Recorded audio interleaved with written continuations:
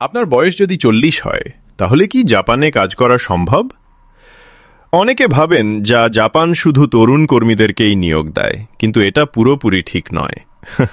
জাপানের বেশিরভাগ ওয়ার্ক ভিসায়, যেমন স্পেসিফাইড স্কিলড ওয়ার্কার SSW, এখানে কোনো সর্বোচ্চ বয়স সীমা নেই। আপনার বয়স 18-র বেশি হলে, দক্ষতা আর জাপানি ভাষা জানা থাকলে আপনি যোগ্য।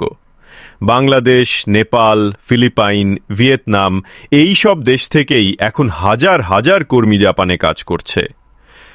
তবে হ্যাঁ, কিছু বাস্তব চ্যালেঞ্জ রয়েছে। যেমন শারীরিক পরিশ্রমের কাজের জন্য অনেক কোম্পানি তরুণ কর্মীদের অগ্রাধিকার দেয়। তাই 40 বছর বয়সে আবেদন করলে আপনাকে দেখাতে হবে আপনি অভিজ্ঞ, স্থির আর কাজ বোঝেন।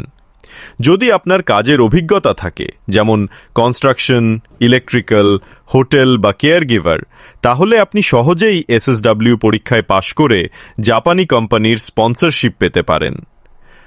আর একটা গুরুত্বপূর্ণ বিষয়, জাপানি ভাষা শেখা। JLPT বা JFT পরীক্ষায় পাশ করলে আপনার সুযোগ অনেক বেড়ে যায়। তাই মনে রাখবেন, বয়স কোনো বাধা নয়, দক্ষতাই আপনার পরিচয়।